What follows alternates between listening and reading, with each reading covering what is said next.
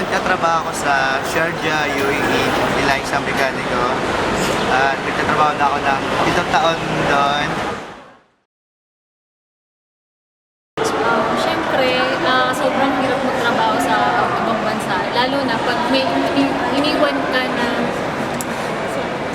anak dito sa Pilipinas. Pero, para sa akin, siyempre, as a single mom, nakayanin ko yung lahat. Kasi, siyempre, parang pagampanan ko lahat ng pangangailangan ng anak ko.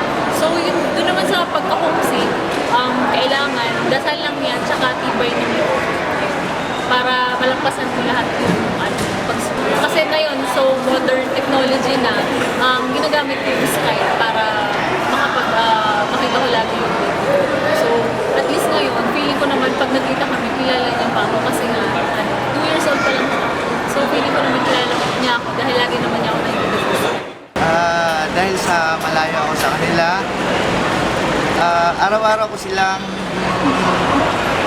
chinachat through Facebook dahil lang siya. Tapos Skype minsan din sa pag nag-online sila. Baka magtrabaho mag-sideline sa ibang mga family driver. Is niya yun na gusto niya na umuwi, lalo siyang bayakan. Huwag kang mag-alala na mga umuwi ka. Nagpapasalamat ako sa Cherry Mobile na nakasama ko ang pamilya ko. Pasko. Thank you sa Cherry Mobile. Napauwi yung anak ko, 4 na taon siya kasi hindi umuwi.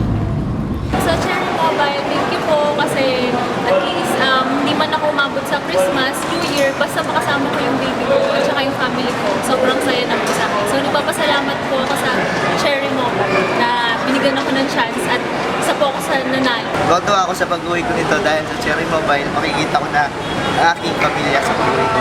Nagpapasalamat ako sa Cherry Mobile sa pagkakataong itong binigay sa akin. At sa asawa ko na sumali sa contest na to.